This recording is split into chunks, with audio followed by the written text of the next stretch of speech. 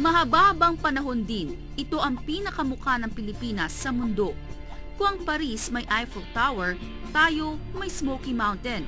Ito ang nagpapailing at nagpapawaw sa mga bumibisitang foreigner. Kaya nga noong 1995, pinabuldozer ni FVR ang pinakasikat na landmark ng Pilipinas.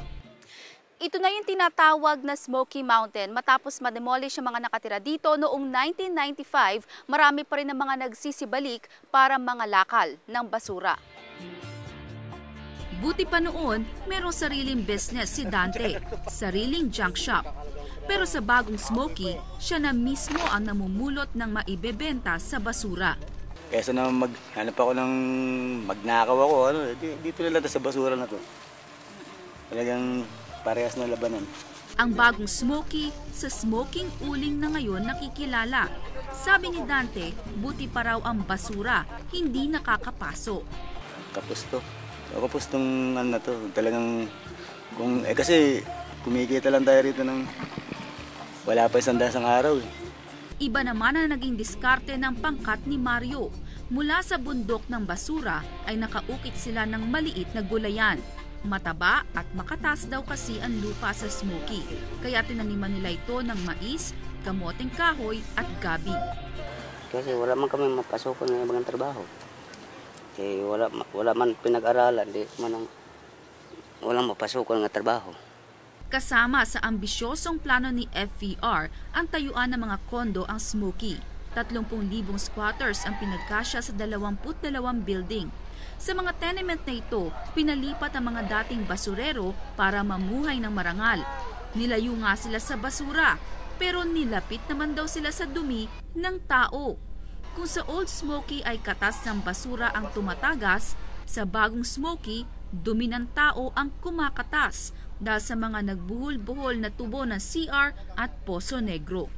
Kapag bumara ito sa kubeta na yan, halos lahat na nag-flow over na yung drainage na CR. Kaya pa nag-flow ng drainage ng CR, kaya na naglalabasan na yung tae ng tao.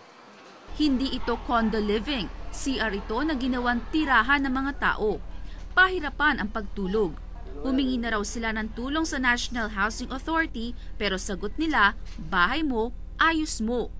Aminado si Kagawad, marami sa mga residente ng Smoky ay mahirap disiplinahin. Tapon dito, tapon doon.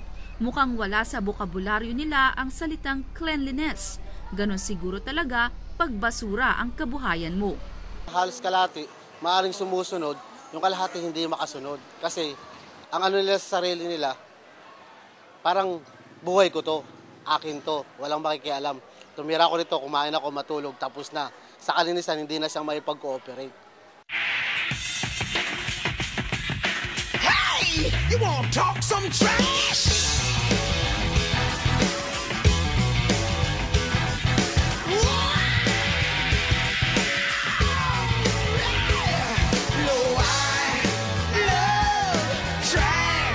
Gustuin man daw nilang i-makeover ang Peking condo unit, di talaga kaya dahil kapos sa budget.